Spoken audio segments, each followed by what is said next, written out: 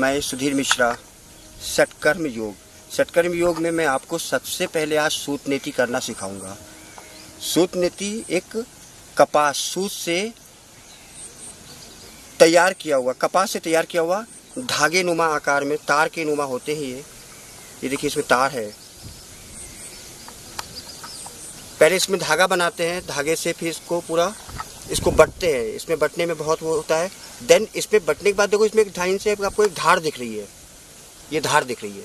ये जो धार है ना, ये आप जब इसको नाक के अंदर डालेंगे तो ये इसको ड्रिल करते हुए चलेगी अंदर से। जब ड्रिल करेगी तो उसका रीजन ये होएगा कि आपके अंदर का म्यूकस एंड टॉक्सिल पदार्थ बॉडी से बाहर हो जाएंगे, निकल जाएंगे। देखो मैं आपको इसको पहले बटना सिखाता हूँ। हमने इसको गर्म पानी में डाला हुआ था, अभी बाहर निकाला और हम इसको सल दे रहे हैं, बट रहे हैं। जितना बटेंगे उतनी ही पावरफुल हो जाएगी ये नेति। अब देखिए हमने इसको सीधा ऐसे किया और अब हम इसको ऊपर से पकड़ लेंगे तो देखो सीधी खड़ी हो गई लकड़ी के समान, जबकि कपास है ये। बाकी ये कपास है, सूत का धागा है, ठीक है। अब हमने क्या करना है, यहाँ से हम इसको वापस सीधी पकड़ेंगे और ऊपर से हल्का सा कर्व कर देंगे। ये हमने ऊपर से हल्का सा कर्व कर दिया। अब हम इसको क्या करेंगे, अपने नासापुट से मिलाएंगे। देखो ये जो भाग है ना, ये भाग हम इससे मिलाते हुए चलेंगे। पहले हम इसको ऐसे करेंगे, फिर रेलवे के सिग्नल के माफिक में इसको ऊंचा उठाते हैं, ऐसा ऊंचा उठाएंगे और अपन धक्का देंगे अंदर की साइड। 2 बार 3 बार खांसी करेंगे।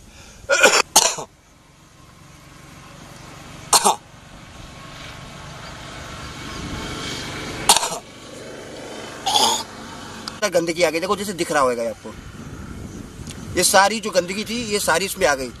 और जब हमने इसको किया तो हमारे आंखों में भी दबाव आया, हमारी आंख में देखिए पानी आया। आप देखिएगा पानी दिख रहा होगा इसमें, तो ये आंख में भी दबाव आया। जैसे स्पंज के ऊपर अपन कुछ रखते हैं, पानी होता है स्पंज में, और उसको पकड़ते हैं तो सारा पानी छोड़ देता है। इसी तरीके से सारे टॉक्सिल पदार्थ छोड़ देते हैं। अब समावेश 6 क्रियाओं को एक कर देना, एक विभाग बना देना, उसको कहते हैं षटकर्म। 6 कर्म से षटकर्म तैयार होता है। इसमें सबसे पहली क्रिया का नाम है सूत नेति, जो आपके सामने मैं दिखा रहा हूं। सूत नेति। सूत नेति के बाद में आता है धोती। एक 32 हाथ की धोती का फाल से बाहर पास कर देते हैं उसको। तो शरीर का इंटरनल भाग पूरी तरीके से मलाशय, गर्भाशय, अमाशय, छोटी आंत, बड़ी आंत, ये सब बिल्कुल साफ हो जाते हैं। अब हम क्या करेंगे, इसको ऊपर से फिर से कर्व करेंगे ऐसे ही, और हम इसे फिर अपनी उल्टी नाक पे डालेंगे। ये देखिए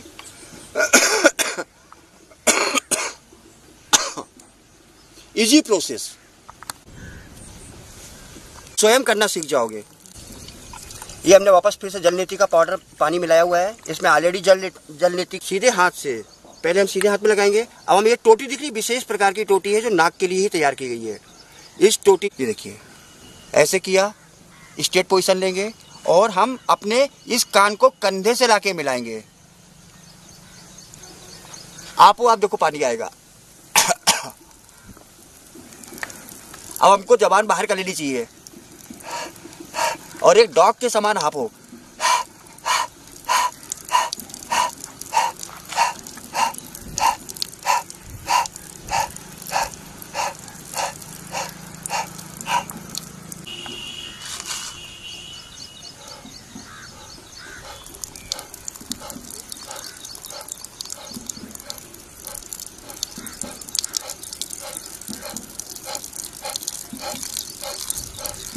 नासिकाधार नेति, जिसको बोलते हैं नासिकाधार। पानी को मुंह से पिएंगे और सारा पानी नाक से फेंकेंगे।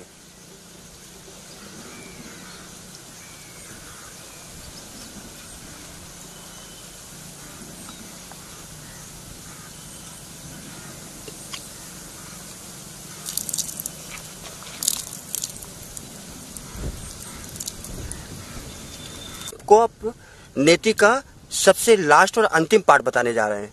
ये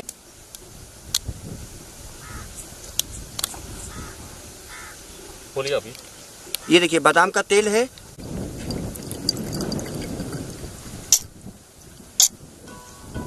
दूध पीने योग्य हो गया है।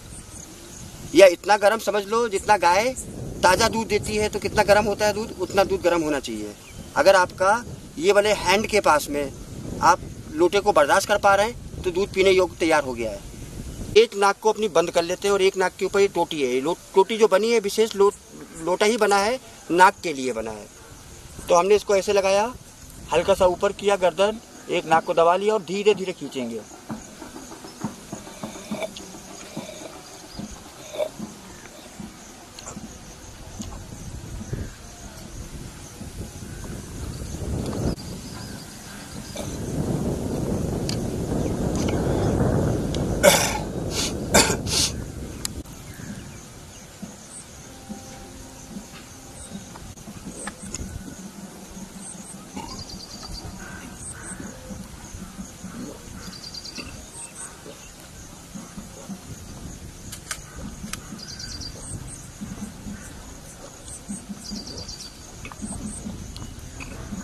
हो तो ये माँ के दूध के जैसा लगता है।